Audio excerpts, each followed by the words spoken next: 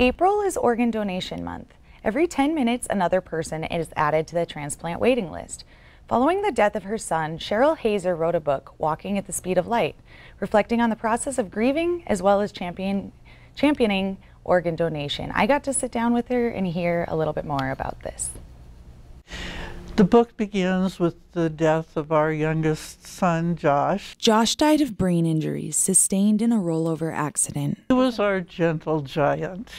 Very big guy, 6'8", 240, very warm and tender inside, absolutely adored little children, was a good friend to everyone around him, and very well loved. Hazer says that Josh was always a service-oriented person, and even after life, he continues to help others. Organ donation is what we call it, but it's so much more than that, and there were over 100 people that were helped. One woman found relief from chronic, lifelong pain due to his vertebrae. A couple of people who didn't have to have amputations because of his young, healthy veins. Life Center Northwest, who facilitates organ and tissue donations, holds gatherings for donors and recipients. At one event, the Hazers were able to meet the man who now has Josh's heart. We were actually able to listen to that heart through a stethoscope.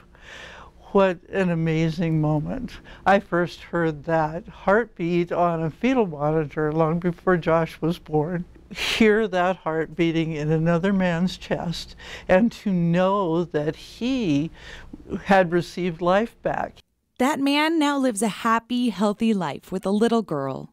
And corresponds with us regularly, and it's such a wonderful part of our lives and a part of the coping process. I say the healing process a lot, but we don't completely heal from grief. In her book, she describes different types of grief. She also speaks about those who have helped her throughout her coping journey. I touch on different aspects of light, and one of those is like stained glass window. There are people whom the light shines through. And she wants people to remember that although breaching the subject of someone lost can be painful, not speaking of them is worse. People need to talk about it and talk about the person.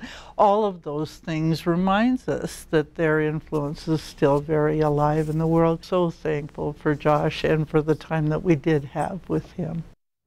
There is now a scholarship in Josh's name that helps tradesmen and tradeswomen, as Josh himself was a skilled mechanic.